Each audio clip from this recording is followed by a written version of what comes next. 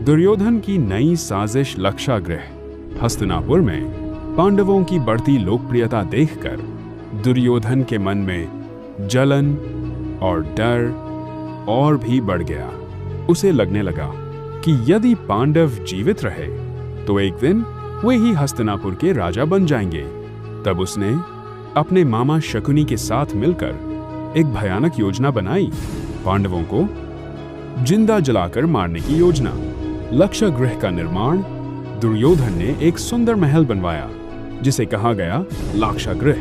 यह महल दिखने में बहुत भव्य और आकर्षक था, लेकिन वास्तव में ये बना था लाख ज्वलनशील पदार्थ, घी और तेल से, यानी यह एक आग का जाल था। इस महल को बनाने का काम सौंपा गया पुरोचन को, जो दुर्योधन का विश्वास पात्र था। पांडवों को वाराणावत भेजना। दुर्योधन ने चालाकी से पांडवों और उनकी माता कुंती को वाराणावत जाने का निमंत्रण दिलवाया। वहां उन्हें इसी लाक्षागृह में ठहराया गया। सबको लगा यह एक सम्मान है, लेकिन असल में यह एक षड्यंत्र था। विदुर की चेतावनी। हस्तिनापुर के बुद्धिमान मंत्री विदुर इस साजिश को समझ गए। उन्होंने गुप्त भाषा में युधिष्ठिर को चेतावनी दी, जो घर बहुत सुंदर हो उससे सावधान रहना, जब आग लगे तो बच निकलने का रास्ता तैयार रखना। युधिष्ठिर समझ गए कि कुछ बहुत गलत होने वाला है। सुरंग की योजना। विदुर की सलाह पर पांडवों ने गुप्त रूप से एक सुरंग बनवाई। यह सुरंग महल के अंदर से निकलकर सीधे जंगल तक जाती थी, ताकि आग लगने पर वे बच सकें। लक्षागृह में आग। एक रात जब सब गहरी नींद में सो रहे थे, पांडवों ने स्वयं उस महल में आग लगा दी, ताकि दुश्मनों को लगे कि वे मर चुके हैं।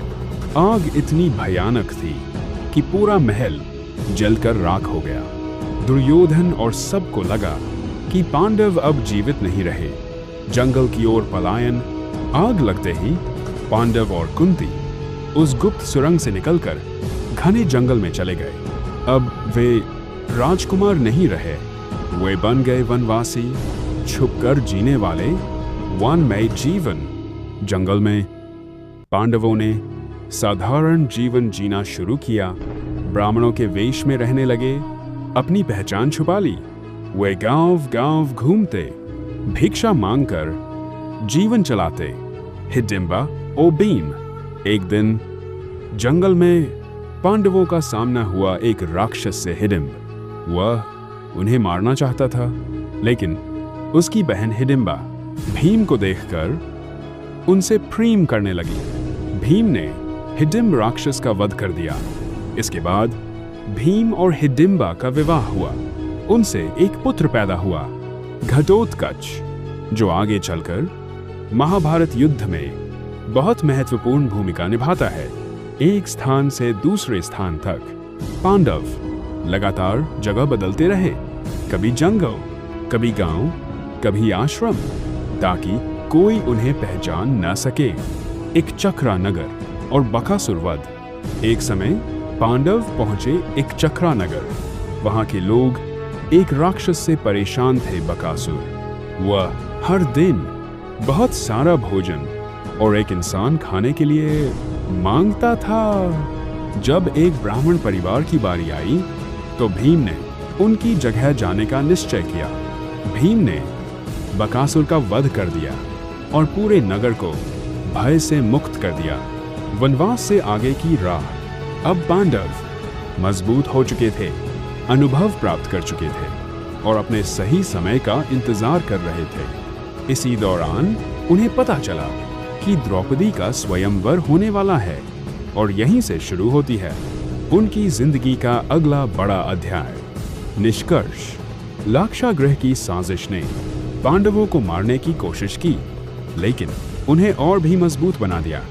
वनवास ने उन्हें सिखाया धैर्य, संघर्ष और सही समय का इंतजार, और यही आगे चलकर महाभारत के महान युद्ध की नींव बना। द्रौपदी का जन्म। पांचाल राज्य के राजा द्रुपद अपने अपमान का बदला लेना चाहते थे। उन्होंने एक महान यज्ञ करवाया और उस यज्ञ की अग्नि से जन्म हुआ एक वीर पुत्र धृष्टद्युम्न और एक दिव्य सुंदरी द्रौपदी। द्रौपदी कोई साधारण स्त्री नहीं थी, वे अग्नि से उत्पन्न हुई थीं, इसलिए उन्हें यज्ञसेनी कहा गया। स्वयंवर की घोषणा। समय बीता, द्रौपदी बड़ी हुई और उनके विवाह के लिए एक भव्य स्वयंवर रखा गया।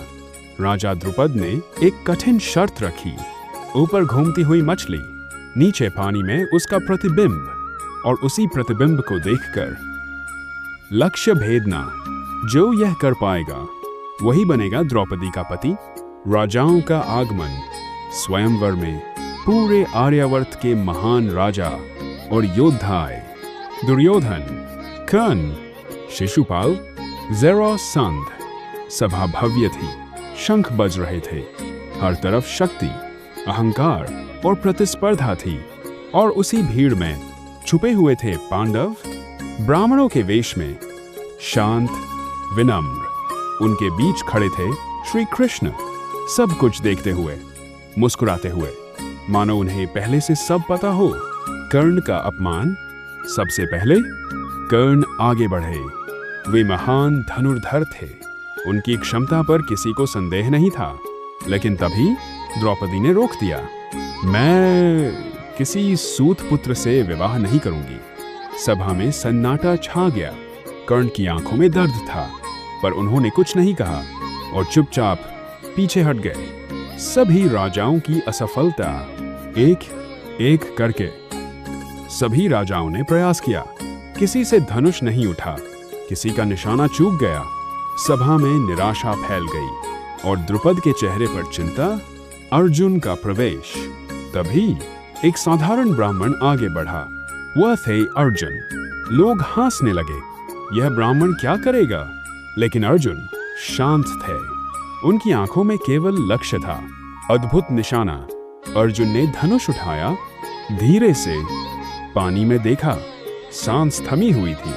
पूरा सभागार शांत और अगले ही क्षण तीर छोड़ा गया, सीधे मछली की आंख पर। लक्ष्य भेद हो चुका था। सभा गूंज उठी। शंख, नगाड़े, जय जयकार। द्रौपदी का वरण। द्रौपदी आगे बढ़ी। उनकी आंखों में सम्मान था। उन्होंने अर्जुन के गले में वरमाला डाल दी और उसी क्षण अर्जुन ने द्रौपदी को जीत लिया। राजाओं का क्रोध। ये देखकर कई राजा क्रोधित हो गए। एक ब्राह्मण ने हमें हरा दिया। उन्होंने पांडवों पर हमला कर दिया। लेकिन भीम आगे बढ़े। अर्जुन ने धनुष उठाया। दोनों ने मिलकर सभी राजाओं को पीछे हटा दिया। कुंती का आदेश। अर्जुन और भीम द्रौपदी को लेकर अपने घर पहुंचे। उन्होंने कहा, माँ, देखो हम क्या लाए हैं। कुंती ने बिना देखे ही कहा, जो भी लाए हो आपस में बांट लो। जब उन्होंने देखा कि वह द्रौपदी हैं, तो वे चौंक गईं। पांचों पांडवों से विवाह अब धर्म का प्रश्न था, कुंती का वचन और नियति का संकेत। द्रौपदी का विवाह पांचों पांडवों से हुआ। यह एक अद्वितीय विवाह था जिसने इतिहास बदल दिया। श्री कृष्ण का आशीर्वाद। श्री कृष्ण आगे आए, मुस्कुराए और बोले, यह सब नियति है और यह मार्ग धर्म का है। उन्होंने पांडवों को आशीर्वाद दिया। निष्कर्ष, द्रौपदी स्वयंवर ने अर्जुन की महानता दिखा दी, कर्ण का दर्द सामने ला दिया और पांडवों का भाग्य बदल दिया। यही घटना आगे चलकर महाभारत के महान युद्ध की नींव बनी।